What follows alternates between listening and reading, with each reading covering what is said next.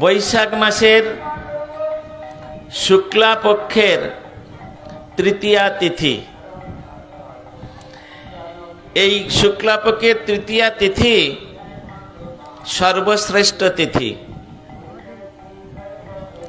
আবার এটাকে বলা হয়েছে অক্ষয় তৃতীয়া। কেন বলেন তো? অক্ষয় কেন হলো? সত্যযুগে এই অক্ষয় তৃতীয়ার দিনে সত্যযুগের উৎপত্তি। তবে সেদিন ছিল বৃহস্পতিবার। সত্যযুগে বৈশাখ মাসে শুক্লা তিথিতে, বৈশাখ মাসে শুক্লা তিথিতে বৃহস্পতিবারে সত্যযুগের আবির্ভাব। কেন সত্য যুগকে বলা হয় কৃতযুগ? এই যুগের লোক কোনোদিন কেউ মিথ্যা কথা বলতেন না, সকলেই সত্যের আশ্রয় ছিল। এই জন্যে নাম হয়েছে সত্যযুগ। সত্যযুগ কেন বলা হয়? আমরা যেমন কথায় কথায় মিথ্যা কথা বলি, 100টা কথা বললে 99টা মিথ্যা কথা, তার মধ্যে একটা হয়তো সত্যি কথা। আবার কেউ ওই 100টার মধ্যে 101টা মিথ্যা কথা বলে দেয়, সত্য কথা তার মধ্যে একটাও নাই। এই জন্যে ওই কৃতযুগের মানুষ, এই যুগটার প্রথম নাম হচ্ছে কৃতযুগ। হ্যাঁ, কৃত, তারপরে ত্রেতা, তারপরে দ্বাপর, তারপরে কলি। সত্য ত্রেতা বলি না, আগে এর নাম ছিল কৃতযুগ। কৃত কৈরিত, কৃতযুগ। তা কেন? ওই যুগে সমস্ত মানুষগণ তাহারা ভগবানের সেবা করে কৃতকৃতার্থ হতেন। এই জন্যে এই যুগটাকে কৃতযুগ বলা হতো। কিন্তু পরবর্তীকালে এই যুগের নামকরণ করা হয়েছে সত্যযুগ। কেন? ওই যুগের লোক কেউ কোনোদিন মিথ্যা কথা বলতেন না, কোনোদিন মিথ্যা কথা বলতেন না। এই জন্য এই যুগের দ্বিতীয় নাম হচ্ছে সত্যযুগ। তা সত্যটা মুখ্য হয়ে গেছে, এখন কৃতযুগটা গৌণ হয়ে গেছে। যেমন আমাদের এই ভারতবর্ষ, এই ভারতবর্ষের আগের নাম জানেন আপনারা? অজনব বর্ষ নাম ছিল ভারতবর্ষের। কিন্তু অজনব বর্ষ এখন আর কেউ বলে না, এখন সকলে বলে ভারতবর্ষ। কেন? ভরত মহারাজের 100টা পুত্র ছিলেন। এই ঋষভদেবের 100টা পুত্র ছিলেন। তা বড় পুত্রের নাম ছিল, জ্যেষ্ঠ পুত্রের নাম ছিলেন ভরত মহারাজ। সেই ভরত মহারাজ এমন সুন্দরভাবে তিনি এই রাজ্য পরিচালনা করেছিলেন। তা সেই রাজার নাম অনুসারে প্রজারা এই অজনব বর্ষের নাম দিয়েছে ভারতবর্ষ, ভরত মহারাজের নাম অনুসারে। তা এখন তেমন সেই ভরত মহারাজের নাম অনুসারে ভারতবর্ষ নাম হয়েছে। ওই ভারতবর্ষ আমরা সবাই জানি, তাই তো? অজনব বর্ষ এটা আমরা অনেকে জানিই না। সেই রকম কৃতযুগ, কৃতযুগের পরবর্তীকালে নাম হয় সত্যযুগ। কেন? তদনীন্তনকালে সকলে সত্য কথা বলতেন, এই জন্যে ওই যুগের নাম হয়েছে সত্যযুগ। তা এই সত্যযুগের বৈশাখ মাসে শুক্লা পক্ষে তৃতীয়া তিথিকে বলা হয় অক্ষয় তৃতীয়া। কারণ এই তিথিতে যদি কেউ দান ধ্যান করে, কেউ যদি কোনো পুণ্য কাজ করে, তাহলে ওটা অক্ষয় হয়ে থাকে, ওটা কোনোদিন ক্ষয় হয় না। বিশেষ করে আপনারা জানেন না, ওই ইউপির দিকে, পাঞ্জাবের দিকে বা শিলিগুড়ি টুড়ি ওদিকে সমস্ত বড় বড় মারোয়ারিরা আছে।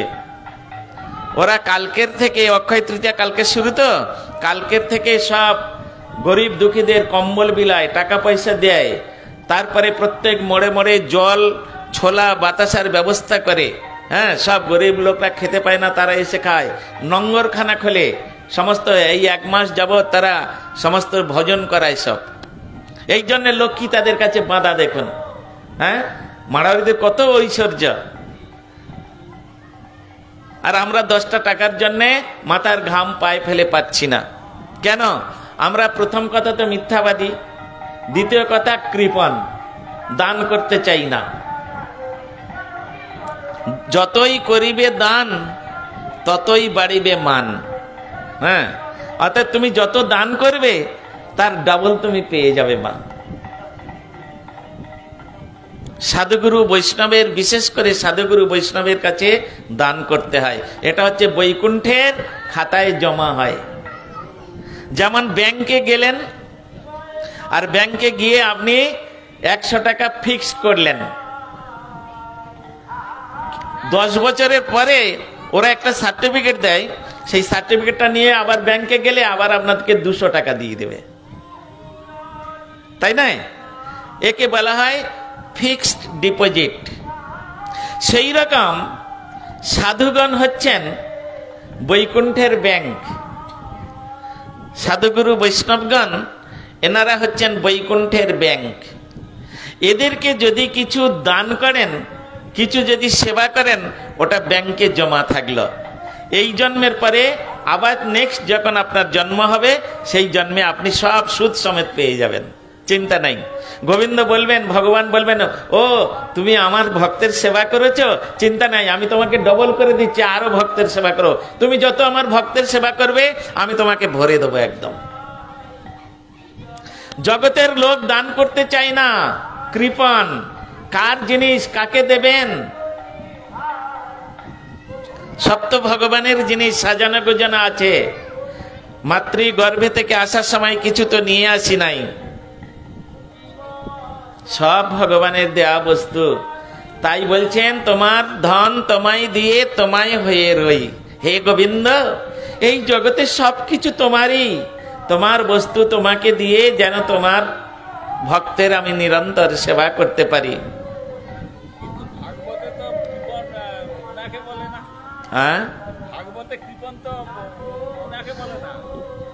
দুই প্রকার কৃপণ আছে, দুই প্রকার কৃপণ আছে। ওটা এখন যে কথা বলছি শুনে রাখুন। তো এখন এই অক্ষয় তৃতীয়া, এই অক্ষয় তৃতীয়াকে কেন্দ্র করে আমাদের পরম গুরুদেব জগৎগুরু শ্রীল ভক্তি প্রজ্ঞান কেশব গোস্বামী মহারাজ, তিনি এই গৌড়ীয় বেদান্ত সমিতি প্রতিষ্ঠা করেছিলেন। আমাদের যে সমিতির নাম হচ্ছে গৌড়ীয় বেদান্ত সমিতি, আর মঠের নাম হচ্ছে দেবানন্দ গৌড়ীয় মঠ। আর ঠাকুরের নাম কি গো জানো তোমরা? আমাদের মন্দিরে যে ঠাকুর আছে, ঠাকুরের নাম কি? কে বলতে পারবে? আমাদের মন্দিরে যে ঠাকুরের পূজা অর্চনা হয় প্রতিদিন, আপনারা যে বাড়িতে আলোক রেখে পূজা করছেন, ওই ঠাকুরের নাম কি? গোপাল, রাধা বিনোদ বিহারী জিউ। শ্রী শ্রী লেখা আছে, দেখবেন নিচে, শ্রী শ্রী গৌর রাধা বিনোদ বিহারী জিউ। ইনি হচ্ছেন অস্মদীয় পরম গুরু মহারাজ কেশব গোস্বামীর প্রাণধন। উনি এই অক্ষয় তৃতীয়ার দিনে ওই মন্দির প্রতিষ্ঠা করেছিলেন, দেবানন্দ গৌড়ীয় মঠ। ওই দিনে তিনি বিগ্রহ প্রতিষ্ঠা করেছিলেন। কেন না, এটা হচ্ছে অক্ষয় তৃতীয়া। তৃতীয়াতে এমনি লেখা আছে জয়। তৃতীয়াতে যে কোনো কাম করবেন, শুভ কাজ করবেন, জয় হবেই। কিন্তু অশুভ কাজ করলে ওটা শুধু জন্মে না, এই জন্মে না, জন্ম জন্মান্তরের জন্য অশুভ হয়ে থাকবে। কেন? অক্ষয় হয়ে থাকবে। আপনি যদি অশুভ কাজ করেন কালকের, ওটা জন্ম জন্মান্তরের জন্য অশুভ হয়ে থাকবে। আর কালকের যদি কোনো শুভ কাজ করেন, ওটাও জন্ম জন্মান্তরের জন্য শুভ হয়ে থাকবে। এই জন্য কালকের ভুলেও কেউ মিথ্যা কথা বলার চেষ্টা করবেন না, খুব কম বলবেন। হ্যাঁ, খুব কম বলবেন। মানে ওই তো মহারাজ বলে দিয়েছেন, আমরা তো প্রত্যেক কথায় কথায় মিথ্যা কথা বলি। হ্যাঁ, তো সেটা বলার চেষ্টা করবেন না। যত কম পারেন মিথ্যা কথা ইউজ করবেন। কোনোদিন কালকের দিনে কারোর সঙ্গে কোনো ঝগড়া টগড়া করবেন না। হ্যাঁ, আর সব সময় সহাস্য বদনে থাকবেন। গরিব হলেও পয়সা বাড়িতে নেই, তথাপিও ভিক্ষা করে এনে গুরু বৈষ্ণবের সেবা করবেন। এটাই হচ্ছে বিধি কালকের। কালকের তিথিটা খুব ভালো তিথি। যেটুকু করবেন হরি গুরু বৈষ্ণব এই তিনজনের জন্য যেটুকু করবেন মা, ওটুকু অক্ষয় হয়ে থাকবে। কোন বৈষ্ণবের হাতে যদি 10টা টাকা দিয়ে প্রণাম করেন, ওটা আপনার আজীবন তোলা থাকলো। হ্যাঁ, এই জন্যে অক্ষয় তৃতীয়া। কালকের আমাদের এই বাড়ির যে গৃহকর্তা সন্তোষ কুমার গিরি, তাহার গৃহপ্রবেশ। আমরা অষ্টোত্তর শতনাম, কৃষ্ণের যে অষ্টোত্তর শতনাম, সেই শতনাম পাঠ করি না? তার মধ্যে আছে কৃষ্ণ ভজিবার তরে সংসারে আইন, মিছে মায়ায় বদ্ধ হয়ে বৃক্ষ সম হইন, ফল রূপে পুত্র কন্যা ডাল ভাঙ্গি পড়ে। তারপরের লাইন আছে কাল রূপে সংসারেতে পক্ষী বাসা করে। এই 4টে লাইনের মধ্যে সব থেকে মেল লাইন হচ্ছে কাল রূপে সংসারেতে পক্ষী বাসা করে। যে গৃহেতে ভগবানের আসন থাকে না, যে গৃহেতে ভগবানের ভক্তের পদার্পণ হয় না, যে গৃহে ভক্তের সেবা হয় না, যে গৃহে ভগবানের সেবা হয় না, সেই গৃহেতে কি হয়? কাল এসে বাস করে। কাল রূপে সংসারেতে পক্ষী বাসা করে। সেই গৃহে কাল বাস করে, সেই গৃহে কোনোদিন সুখ শান্তি হবে না, কোনোদিন সুখ পাবে না। সেই গৃহে সবসময় অশান্তি আর নানা রকম ব্যাধিতে জরাগ্রস্ত হয়ে থাকবে। এটা জেনে রাখবেন। বলে মহারাজ, আমরা তো দেখছি অনেক বাড়িতে সাধু সন্তরা যায় না, আর তারা কোনোদিন সাধু সেবা করে না, তারা কোনোদিন ভগবানের সেবা করে না। আমরা দেখছি তারা তো আমাদের থেকে বেশ ভালোই আছে, বেশ ঐশ্বর্য, ধন সম্পত্তি অনেক আছে। বলে এটা এই জন্মের নয়, ওটা পূর্ব জন্মের করেছিল, সেই জন্য এই জন্মে পাচ্ছে। এই জন্মে যদি না করে, পরের জন্মে ভিখারি ওরে ভিক্ষা করতে হবে। এই জন্মে যাদের দেখছেন, ওরা পূর্ব জন্মে করে রেখেছিল, সেই জন্য এই জন্মে পাচ্ছে। একটা শ্লোক আছে, পূর্ব জন্মর্জিত ধর্ম, পূর্ব জন্মর্জিত বিদ্যা, আর পূর্ব জন্মর্জিত ধনম ধাবতী অগ্রে অগ্রে। 3টে জিনিস পূর্ব জন্মে করে রাখলে এই জন্মে পাবেন। বলে কি কি? না, পূর্ব জন্মর্জিত বিদ্যা। বিদ্যাটা যতই দান করবেন ততই বাড়বে, এটা কোনোদিন কমবে না। কমবে? হ্যাঁ, বিদ্যা কেউ, আমি যদি বিদ্যা শিখি, তাহলে আমার বিদ্যাটা কেউ নিয়ে নিতে পারবে? কেউ নিতে পারবে না।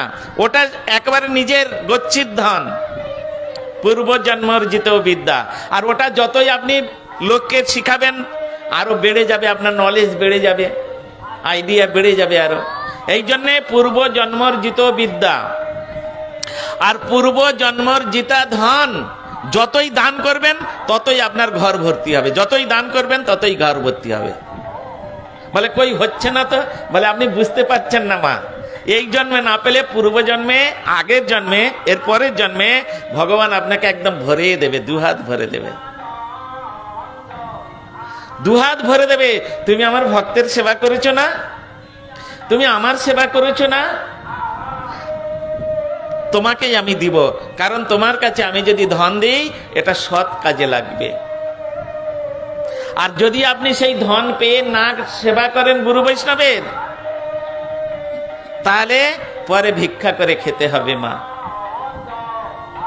এই পূর্ব জন্মর্জিত বিদ্যা আর পূর্ব জন্মর্জিতা ধন আর পূর্ব জন্মর্জিত ধর্ম, আপনি পূর্ব জন্মে যেটুকু করে রেখেছেন তারপরে এবার থেকেও পাবেন। দেখুন না, একটা বাবা 2টো ছেলে, স্কুলে ভর্তি করেছে, একটা ছেলে 1 বছরের মধ্যে ও ক খ সব শিখে নিয়েছে, আর একটা 3 বছরেও পাচ্ছে না। কেন বলুন তো? ওই যে 1 বছরের মধ্যে শিখে নিয়েছে ওর পূর্বজন্মে করা ছিল, বাবা করা ছিল। আর যা 3 বছর লাগছে ও পূর্বজন্মে কিছু করেনি, গরু চড়িয়েছিল মাঠে, তাই পারছে না। এই জন্যে এই 3টে জিনিস কেউ কোনোদিন ভাগ বসাতে পারবে না। এটা যতই দান করবেন, যতই বিতরণ করবেন, ততই বেড়ে যাবে। এটা আমাদের জেনে রাখা দরকার। এই জন্য কালকের অক্ষয় তৃতীয়া মা, হ্যাঁ, অন্তত 10টা টাকা নিয়ে গোবিন্দের সেবা করবেন, গুরু বৈষ্ণবের হাতে দিবেন। ওই 10টা টাকা আপনার চিরদিন থাকবে, যা জন্ম জন্মান্তরে পাবেন আপনি।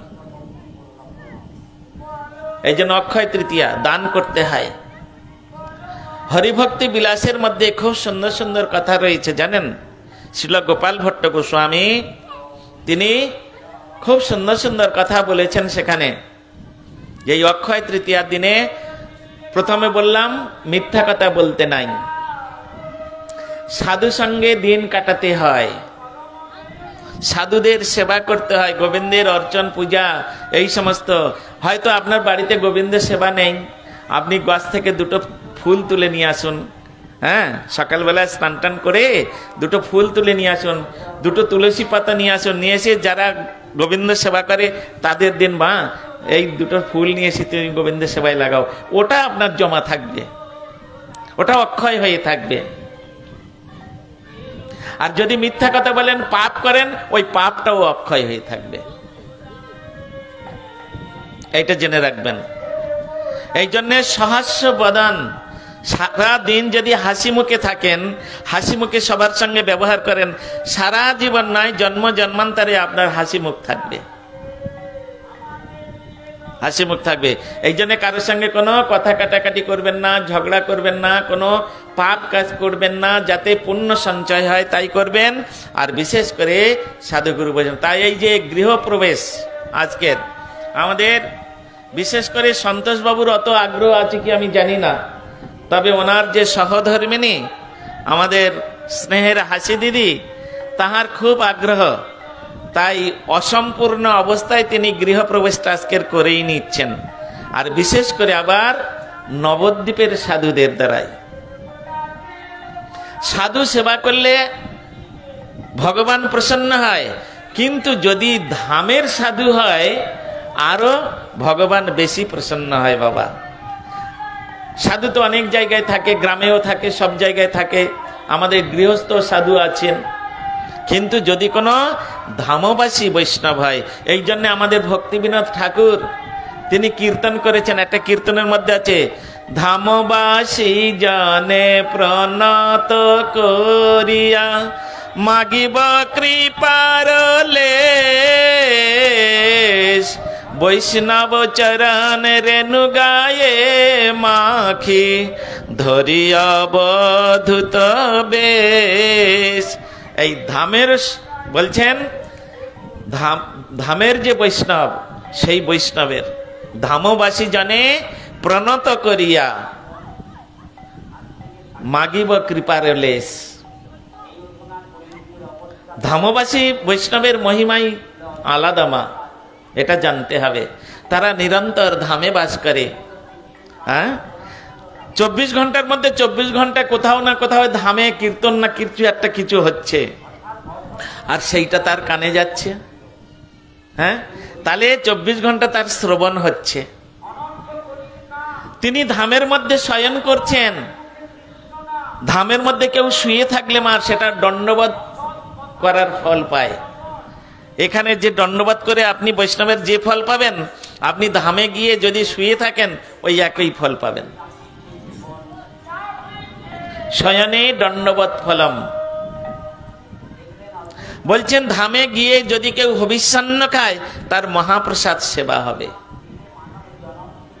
নিরামিষ, হবিষ্যান্ন মানে নিরামিষ, আমিষ খেলে হবে না। ধামে গিয়ে আমিষ খেলে আরো পাপ হয়। অনেকে ধামে বেড়াতে যায়, নবদ্বীপে গেল, বৃন্দাবনে গেল, হ্যাঁ, কেউ 10 দিন 15 দিনের জন্য গেল, গিয়ে নিরামিষ খেতে খেতে তার আর ভাল লাগছে, সে তো মৎস্যাহারী, হ্যাঁ, তার আর ভালো লাগছে না, কোথায় হোটেল আছে দেখবে, খুঁজবে, চল রে অনেকদিন নিরামিষ খাচ্ছে, একটু ভালো করে আজকের। ওই যে ধামে গিয়ে পাপ করলো, ওটা সারা জীবন তাকে বয়ে বেড়াতে হবে। হ্যাঁ, এই জন্য ধামে গিয়ে বৈষ্ণবদের কাছ থেকে গোবিন্দের প্রসাদ চেয়ে খাও। যদি না পাও তাহলে অন্তত নিরামিষ আহার করার চেষ্টা করো। ধামে গিয়ে অমেধ্য কমেধ্য কোনোদিন গ্রহণ করতে নেই। চা, বিড়ি, পান, সিগারেট এগুলো কোনোদিন খেতে নাই ধামে গিয়ে। যারা বিড়ি খায় সে ধর্মশালায়, আমাদের ঘরের কোণে বাবা হয়তো ভাড়া টাড়া নেয়, তো দেখি যখন পরিষ্কার করতে যাই বিড়ির আর হচ্ছে বিড়ির ওই যে ছোট ছোট গুলো বাদ পড়ে নাই যেগুলো, ঘরের কোণে ভর্তি। তা তার ধামে এসে কি লাভ হয়েছে? এই জন্য ধামে গিয়ে যদি কেউ ধূমপান করে, ধামে গিয়ে যদি কেউ মদ্যপান করে, ধামে গিয়ে কেউ যদি আমিষ ভক্ষণ করে, তাহলে তার নরক গতি হয়। ধামে গিয়েও কোনো লাভ হবে না, কোনো লাভ হবে না। ধাম হচ্ছে নিত্যানন্দ প্রভুর স্বরূপ। স্বয়ং নিত্যানন্দ প্রভু তিনি ধাম রূপে প্রকাশিত হয়েছে। মা, আপনি ঠাকুর ঘরে গিয়ে বিড়ি খেতে পারবেন?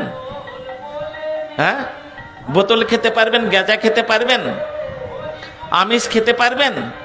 তাহলে ঠাকুর ঘরে গিয়ে যদি না পারেন, আপনার বাড়ির ঠাকুর ঘরে গিয়ে যদি না পারেন, আর স্বয়ং নিত্যানন্দ প্রভু সেখানে ধাম রূপে বিরাজ করছেন, সেই ধামে আপনি গিয়েছেন, তাহলে কত অপরাধ হবে চিন্তা করুন।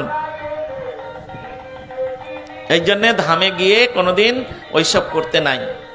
ধামে গিয়ে সাধুদের কাছে থাকতে হয়, সাধুদের কাছে হরিকথা শুনতে হয়, আরতি দর্শন করতে হয়, গঙ্গায় স্নান করতে হয়, যেখানে নাম সংকীর্তন হচ্ছে সেই তাই করতে হয়। তা নাহলে নিজে অন্তত একটা গীতা একটা কিছু নিয়ে ঘরের মধ্যে বসে বসে একটু পড়ুন। ধামে গিয়ে এইসব করতে হয়। মা, আমরা তো সেগুলো করি না, জানিও না। জানি যাদের সঙ্গে যাই তারা তো অমেধ্য কুমেধ্য ভোজি। চল রে বৃন্দাবন দর্শন করে নিয়ে আসি। হ্যাঁ, বাস করলো কি, এই করলো ওই করলো, ট্রেনের মধ্যে নিয়ে গেল, নিয়ে গিয়ে 10-12 দিন ঘুরিয়ে হোটেলে মোটেলে খাইয়ে নিয়ে চলে আসলো।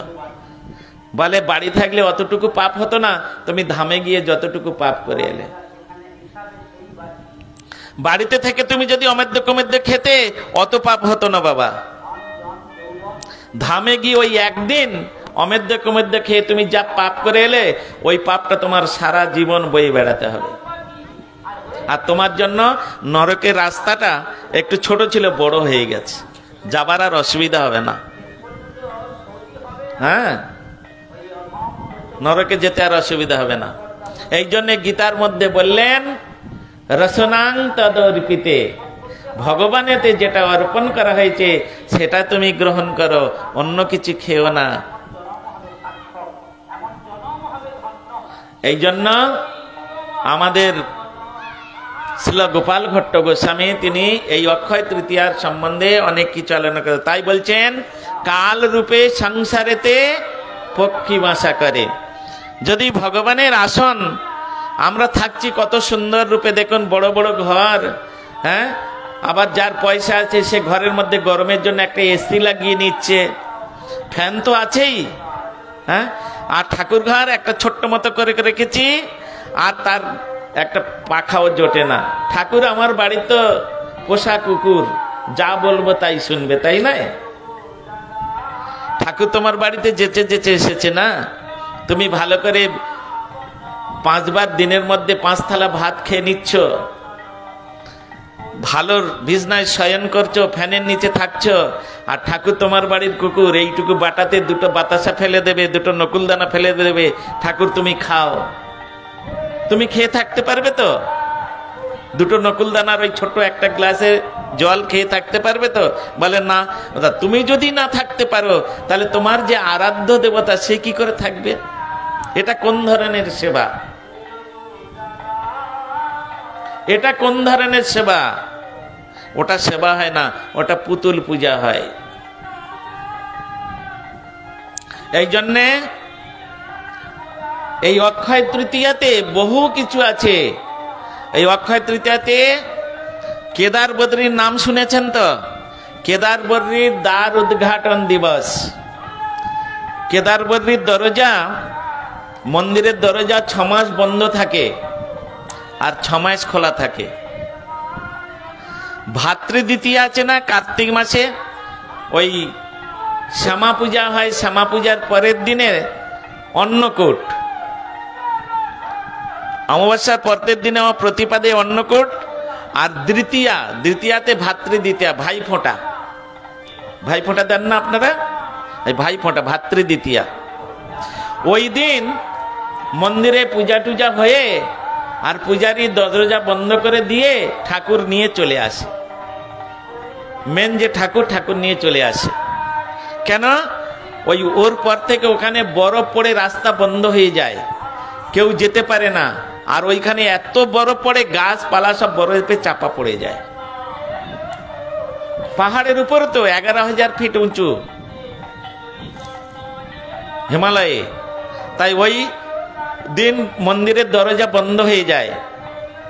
কিন্তু ওখানের একটা বিশেষত্ব আছে, ওই বদ্রীনারায়ণের মন্দিরে শালগ্রাম শিলা আছে তো, ওই শালগ্রাম শিলা মন্দিরেই থাকে। আর কি হয় জানেন? ওখানে ওই একটা প্রদীপ জেলে দিয়ে আসা হয় ঘরের মধ্যে। ওই প্রদীপটা কোনোদিন নেবে না, ওই আজকের পর্যন্ত জ্বলছে, কালকের পর্যন্ত গিয়ে খুলে পূজারি দরজা খুলে দেখবে প্রদীপটা জ্বলছে। 6 মাস প্রদীপটা জ্বলে। বলে না মহারাজ, আপনি এটা মিথ্যা কথা বলছেন, এটা কোনোদিন হতে পারে না। না মা, এটা সত্যি কথা একদম। একটা কলসিতে তেল থাকে, বুঝলেন? তিলের তেল, কলসিতে তেল থাকে। আপনারা এই যে বৃন্দাদেবীতে আমরা যেরকম ঝাড়া দিয়েছি না, হ্যাঁ, ওই রকম একটা বড় কলসি আছে। সেই কলসিতে প্রায় 2-2.5 মণ তেল থাকবে। হ্যাঁ, আর এরকম বড় প্রদীপ, এই বড় প্রদীপের মধ্যে এরকম ওই কি বলে প্রদীপ দানিয়া আছে না, ওর উপরে দিয়ে আর জেলে দিয়ে চলে আসে।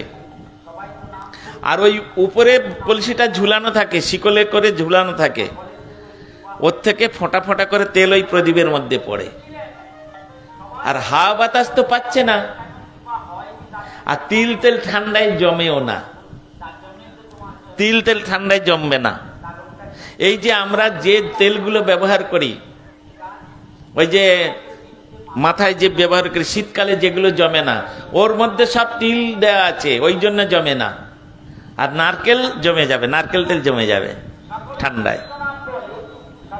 এই যে হেয়ার অ্যান্ড কেয়ার, তারপরে আর সব কি সব আছে না, তেলগুলো সব আমরা ইউজ করি, ওগুলো জমে না কেন? ওর মধ্যে তিল দেওয়া আছে, আমরা জানি না। আর শুধু তিল দিয়ে যে তেল তৈরি, সেই তেল ওখানে মন্দিরে প্রদীপ জ্বলে। তাই কালকের দিনে ওই দ্বার উদ্ঘাটন হবে, কেদার বদ্রীর দ্বার উদ্ঘাটন। খুব ভালো দিন মা কালকের, খুব সুন্দর দিন, এমন তিথি হয় না। কালকের জগন্নাথের চন্দন যাত্রা, পুরীধামে বিরাট মেলা কালকের। জগন্নাথ কালকে চন্দন যাত্রা। যাত্রা মানে কি? যাত্রা শব্দের অর্থ জানেন কি রে? যাত্রা শব্দের অর্থ জানিস? যাত্রা, রথযাত্রা, চন্দন যাত্রা, দোল যাত্রা, ঝুলন যাত্রা, সব তো যাত্রা বলে না কি? সব তো যাত্রা আছে।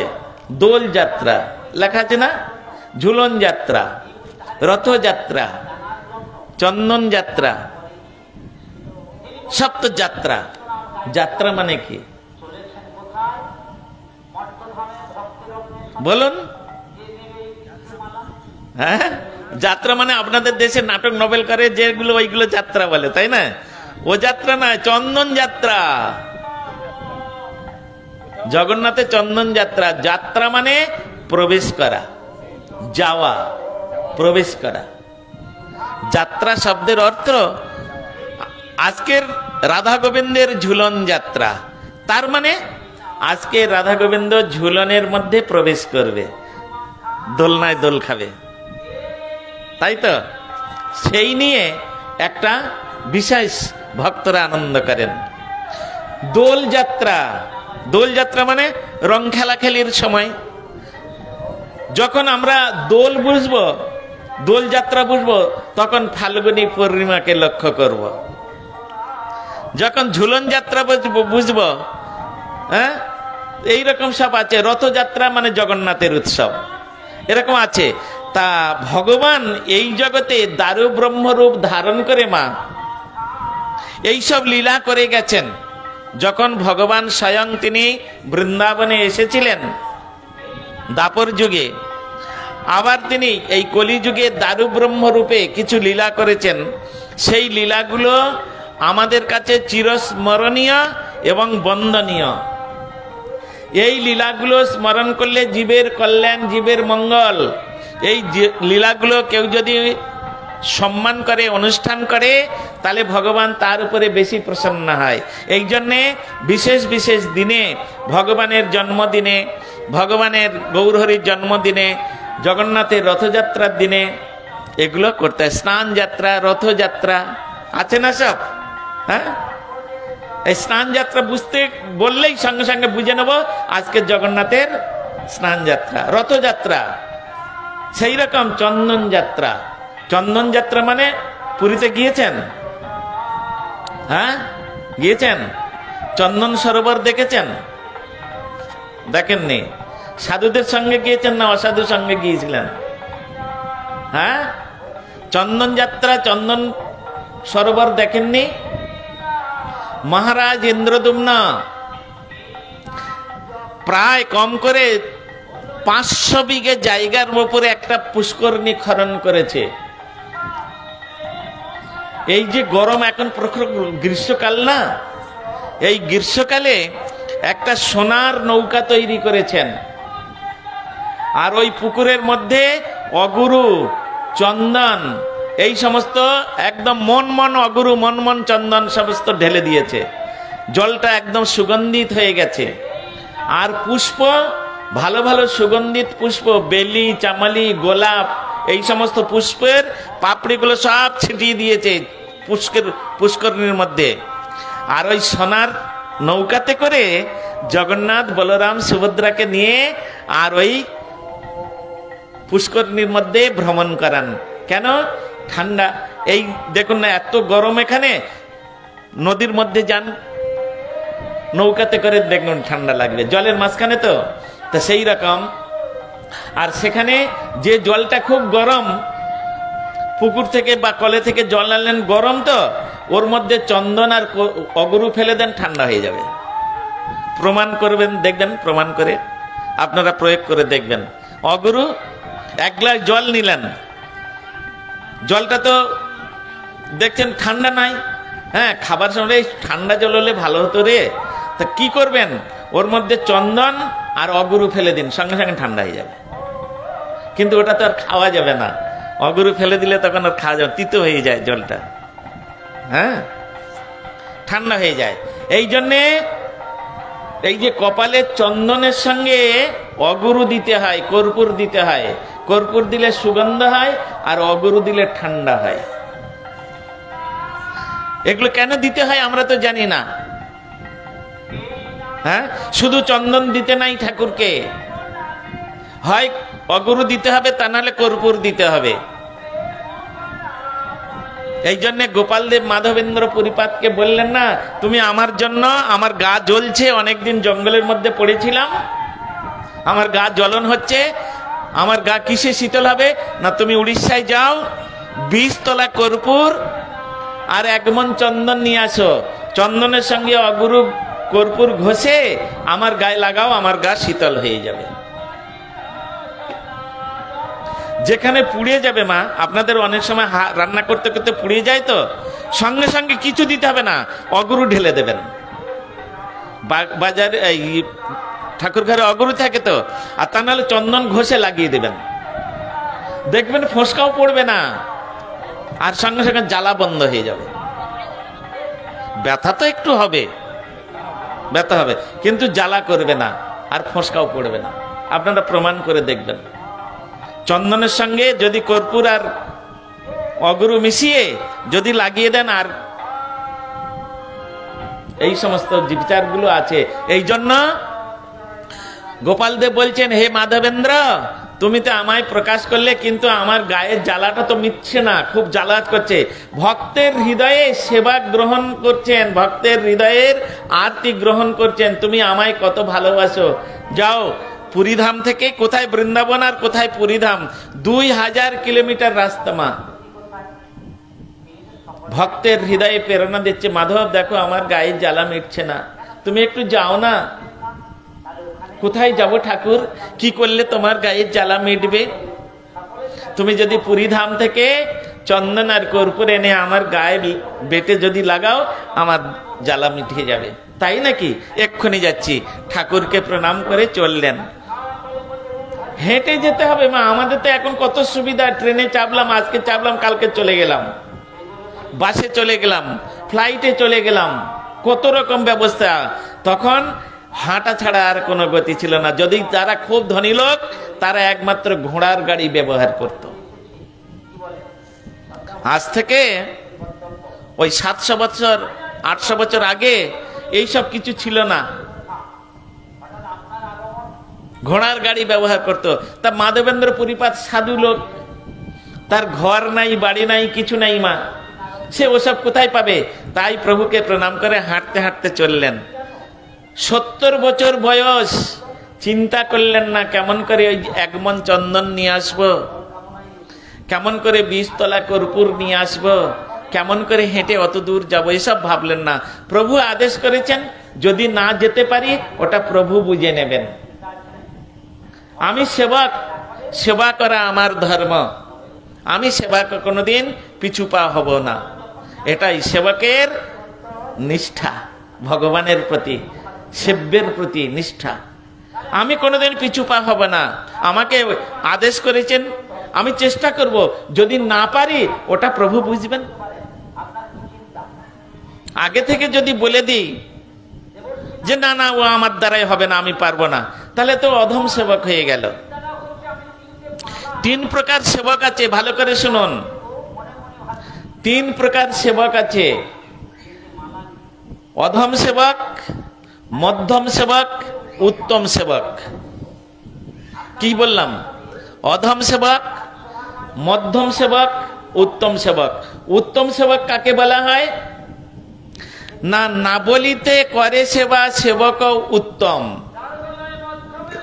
বলতে লাগে না। অনেকক্ষণ মহারাজ পাঠ করছেন এই গরমের মধ্যে, সেবক যিনি হবেন তিনি বুঝতে পারবেন যে মহারাজ এতক্ষণ কথা বলছে, মহারাজের জল পিপাসা লেগেছে। না বলতে হয়তো চাইতে পারছে না, না বলতে জলটা এনে, মহারাজ একটু জল সেবা করে নেন। এই যে না বলিতে করে সেবা, সেবক উত্তম, এটা আমি একটা উদাহরণ দিলাম মাত্র। এইরকম হাজারো সেবা আছে। ইনি হচ্ছেন উত্তম সেবক। কেন? সেব্য বস্তুর হৃদয়ের ভাবটা বুঝে নিয়ে সেবা করা। তিনি চাইবেন তবে আমি দিব, এটা উত্তম সেবকের লক্ষণ নয়। এই জন্য বলেছেন, কি বলেছেন? না বলিতে করে সেবা, সেবক উত্তম। বলিলে যে করে সেবা, সেবক উত্তম। এই মা, তুমি একটু আমার জন্য জল নিয়ে এসো তো। আর যা বলার সঙ্গে সঙ্গে আপনি ছুটে গেলেন, 1 গ্লাস জল নিয়ে আসলেন। ইনি হচ্ছেন মধ্যম সেবক। এনাকে উত্তম সেবক বলা হবে না। আমি বললাম তবে আপনি গেলেন, ইনি হচ্ছেন মধ্যম সেবক। আর একটা কথা আছে, আমি বললাম মা খুব জল পিপাসা পেয়েছে, 1 গ্লাস জল নিয়ে এসো তো। তুমি আবার তোমার বৌমাকে বলে দিলে, এই বৌমা, মহারাজের 1 গ্লাস জল এনে দেন, জল এনে দে। এই অধম সেবক। বলিলে সে করল না সেবা, সে আবার একজনকে আদেশ করে দিল, যা। এই অধম সেবক হচ্ছে 6 প্রকার। এর মধ্যে আবার ভাগ আছে। উত্তম সেবক 3 প্রকার, মধ্যম সেবক 3 প্রকার, আর অধম সেবক 6 প্রকার। ছয় প্রকার হচ্ছে অধম সেবক। বলবো, শুনবেন? হ্যাঁ, কি কি গো, অধম সেবক ছয় প্রকার শুনবেন আপনারা? শাস্ত্রে বলেছেন অধম সেবক হচ্ছে ছয় প্রকার। বলছে ওলি জ্যোতিষিক বান স্তব্ধীভূত কিম একাকী প্রেষক প্রেষকশ্চৈব ষড়েতি সেবক অধম। কিছু বুঝতে পারলেন না, এটা সংস্কৃত শ্লোক, শাস্ত্রের মধ্যে বলা আছে। ওলি মানে জানেন? ওলি মানে ভ্রমর। ভ্রমর কি করে? ফুলের উপরে গিয়ে আর উড়তে থাকে, গুনগুন গুনগুন করে শব্দ করে না, তাই তো? তা এক প্রকার অধম সেবক। এই অধম সেবক নম্বর 1, গুরুদেব বা বৈষ্ণবগণ কোনো কাউকে একজন বলল, হ্যাঁ এই যা তো, ওই একটু ওই বাড়িতে যা, গিয়ে ওই লোকটা কলকাতায় যাবার কথা ছিল, তা ও কলকাতায় গেল কি না একবার দেখে আয় তো। সেবককে আদেশ করলেন গুরুদেব, আর সেবক বললেন না না না না, হ্যাঁ সে গুনগুন করতে আরম্ভ করেছে। হ্যাঁ, গুরুদেব আর লোক পায় না, খালি আমাকে আমাকে এখানে ওখানে পাঠায়, এখানে ওখানে পাঠায়, গুনগুন করে, জোরে জোরে নয়, চেঁচিয়ে চেঁচিয়ে নয়, আবার মনে মনে নয়, ওই গুনগুন করতে থাকে। এই এক প্রকারের সেবক, তার যাওয়ার ইচ্ছা নেই, গুরুদেবের আদেশ পালন করার ইচ্ছা নেই। এই অধম সেবক তো বলিলে না করে সেবা, সেবক অধম। তে বললেও সেবা করছে না, তার গুনগুন করছে, অলির মতো, ভ্রমরের মতো। একে বলা হয়েছে এক প্রকার অধম সেবক। এ হচ্ছে অলি। জ্যোতিষী গুরুদেব ও তো ভোরবেলা 5টার সময় চলে গেছে কলকাতায়।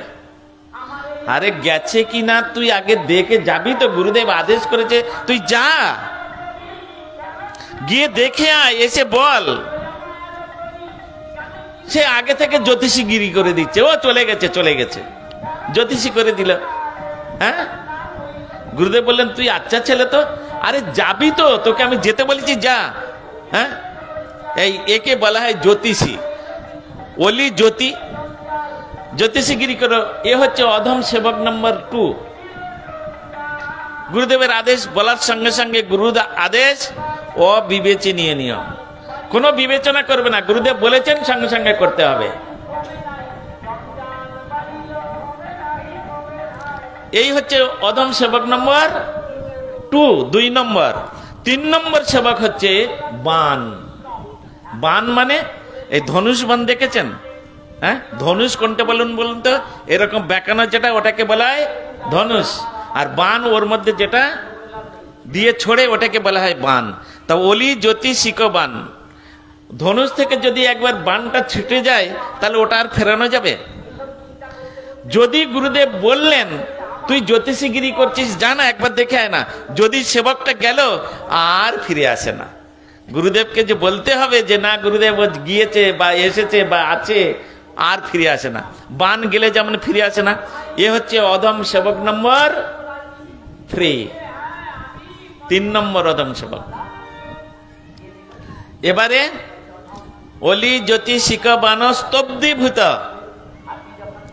স্তব্ধীভূত মানে চুপ করে বসে থাকে, হ্যাঁ না কোনো উত্তর। এই গুরুদেব বললেন, গুরুদেবকে বললেন, গুরুদেব বললেন এই যা তো, ওই কাজটা করে আয়। হ্যাঁ কি না, যাব কি যাব না, কিছুই বললো না, চুপচাপ বসে আছে। গুরুদেব আদেশ করছেন, মহারাজ আদেশ করছেন, আরে যেতে পারবি কি না পারবি, করতে পারবি কি না পারবি একবার বল, কিছুই বলে না, স্তব্ধীভূত, চুপ করে বসে আছে। এ হচ্ছে অধম সেবক নম্বর 4, 4 নম্বর অধম সেবক। কিম একাকী, হ্যাঁ আমার একার দ্বারাই কি সম্ভব, আমি একা করতে পারবো না। কিম একাকী, এ হচ্ছে অধম সেবক নম্বর 5। আর প্রেষক প্রেষকশ্চৈব, আমি একটা আদেশ করলাম মাকে, মা তার বৌমাকে আদেশ করলো, জানা মহারাজ ওইটা চাচি দিয়ে। এ হচ্ছে অধম সেবক নম্বর 6। এই 6 প্রকার হচ্ছে অধম সেবক। এদের কোনোদিন মঙ্গল হবে না, গুরুদেবের কৃপা কোনোদিন পাবে না, ভগবানের কৃপা কোনোদিন পাবে না। পরশুরাম কি করলেন? যমদগ্নি আদেশ করলেন তোমার মা কে তুমি দ্বিখণ্ডিত করে দাও, কেটে দাও। যারা পড়েছেন তারা জানেন। হ্যাঁ, কোন প্রশ্ন করেছিল? তার আরো 3টে ভাই ছিল, 4 ভাই। তারা প্রথমে বড়কে বলেছে, সে বলছে না না, মায়ের কুক্ষি থেকে আমি জন্মগ্রহণ করেছি, মা হচ্ছেন তিনি আমার জন্মদাত্রী মা, তাকে আমি বধ করব, আপনার কথা আমি পালন করতে পারবো না। মেজ ছেলেকে বললেন, সে ওই রকম করলো না। 3য় নম্বর ছেলেকে বললেন, সেও করলো না। চতুর্থ হচ্ছে পরশুরাম। পরশুরামকে বললেন, বাবা যাও তোমার মাকে, ওর আগে অনেক কারণ আছে, এমনি এমনি তো আর তিনি আদেশ করেননি। হ্যাঁ, সে কারণ আমি বলতে চাচ্ছি না। তো যমদগ্নি আদেশ করলেন পরশুরামকে, যাও তোমার মায়ের ধড় থেকে মুন্ডুটা বিচ্ছেদ করে দাও। আর ওর হাতে তো কি, পরশুরাম মানে কি, তার নাম রাম, পরশু মানে কুঠার। কুঠারের এক নাম হচ্ছে, কুঠার মানে কি, কুড়ুল। আপনাদের দেশে কাট কাটে না কুঠার, ওকে ওর শুদ্ধ ভাষা বলা হয় পরশু। তা ওই পরশু যার হাতে, তিনি হচ্ছেন পরশুরাম। হাতে কুঠার ছিল, আর বাবা যেই বলেছে সঙ্গে সঙ্গে একদম দ্বিখণ্ডিত করে দিয়েছে। মা তো ধড় থেকে একদম মাথাটা বিচ্ছেদ হয়ে গেছে, শুয়ে পড়েছে, ছটফট করছে। আর এই দেখে যমদগ্নি খুব প্রসন্ন হয়েছে পরশুরামের প্রতি। বাহ, তুমি আমার উপযুক্ত পুত্র। কেন? গুরুদেব যে কথা বলবে তার কোনো প্রতিবাদ করা চলবে না, ভালো মন্দ ওটা গুরুদেব বুঝবে, তুমি কাজটা করো। পরশুরাম তাই করেছে। তা খুব প্রসন্ন হয়ে গেছে। আর প্রসন্ন হয়ে যাবার পরে তখন যমদগ্নি বললেন, তোমার প্রতি আমি অত্যন্ত প্রসন্ন, তুমি একটা বর প্রার্থনা করবো, যে বর তুমি চাইবে আমি দিব। যমদগ্নি সাধারণ ব্যক্তি নয়। হ্যাঁ, তিনি হচ্ছেন একজন ঋষি, যমদগ্নি ঋষি। ভগবানকে হৃদয়ে ধারণ করে তিনি বিচরণ করেন। তা বললেন, তুমি যে কোনো একটা বর প্রার্থনা করো, আমি তোমায় একটা বর দিতে চাই। তখন পরশুরাম বললেন, বাবা তুমি আমায় বর দিবে, তাহলে এই বর তুমি আমাকে দাও, আমার মাকে বাঁচিয়ে দাও, আমার মাকে বাঁচিয়ে দাও। সে ক্ষমতাও তার আছে। ব্রহ্মাণ্ড তারিতে শক্তি, ধরে জনে জনে, এ বেদ পুরাণে গুণ, গায়ে যে বাসন। বৈষ্ণব বন্দনার মধ্যে আছে না? হ্যাঁ, কি গো মায়েরা, যারা বৈষ্ণব বন্দনা বৃন্দাবন বাসী যত, এই কীর্তনের মধ্যে আছে ব্রহ্মাণ্ড তারিতে শক্তি ধরে। তা সেই বৈষ্ণব তিনি ভগবানকে হৃদয়ে ধারণ করেছেন, আর ভগবানের যত শক্তি আছে সব তার মধ্যে সঞ্চারিত হয়। এটা পরশুরাম জানতো যে আমার বাবা সাধারণ ব্যক্তি নয়, তিনি কাটতে বলছে মানে তার বাঁচানোর ক্ষমতা আছে, তাই তিনি কেটে দিয়েছিলেন। তত্ত্ববিদ তিনি অনুগত শিষ্য, তিনি অনুগত পুত্র। অনুগত পুত্রের উপরে স্নেহ প্রীতিটা বেশি বর্ষিত হয় গুরুজনদের। আমাকে বাঁচিয়ে দাও মাকে, আমি মা ছাড়া থাকতে পারবো না। তথাস্তু, তুমি এক কাজ করো, ওই কাটা মুন্ডুটা নিয়ে মায়ের ধড়ে লাগাও। তাই করলেন, ধরে লাগিয়ে দিলেন, একটা কাপড় চাপা দিলেন। যমদগ্নি তার কমণ্ডল থেকে জল নিয়ে মন্ত্রপুত করে ছুঁড়ে দিলেন, ব্যাস সঙ্গে সঙ্গে মা দাঁড়িয়ে গেলেন। বৃষ্টিও পড়ছে উপর থেকে, এটা বৃষ্টি নয়, ওই যমদগ্নি উপর থেকে মন্ত্রপুত জল, হ্যাঁ, পুষ্প বৃষ্টি। তা সুতরাং আমার সময়ও হয়ে গেছে, তা 9টা বাজে। তা সেই জন্য এই যে অধম সেবক, তা কালকের অক্ষয় তৃতীয়া, সেই অক্ষয় তৃতীয়াতে যে কাজটা করবেন এটা সবসময় অক্ষয় হয়ে থাকবে, শুভ হয়ে থাকবে, এটা জেনে রাখবেন। আজকের আমি এখানে হরিকথার বিশ্রাম দিচ্ছি, বৃষ্টি জোরেও আসতে পারে, তা আগে থেকে এগুলো একটু ভিতরে নিয়ে চলুন। নিতাই গৌর প্রেমানন্দে হরি হরি বল। বলো সচিনন্দন গৌর হরি কি জয়। অক্ষয় তৃতীয়ার অধিবাস দিবস কি। আমাদের অনুষ্ঠানকারী সগোষ্ঠী সন্তোষ কুমার গিরি মহাশয় কি। তদীয় ধর্মপত্নী আমাদের হাসি দিদি কি। জয় শ্রোতা বক্তা বৃন্দ কি। আজকের আনন্দ কি। একবার উলুধ্বনি দিয়ে বল নিতাই গৌর প্রেমানন্দে হরি হরি বল।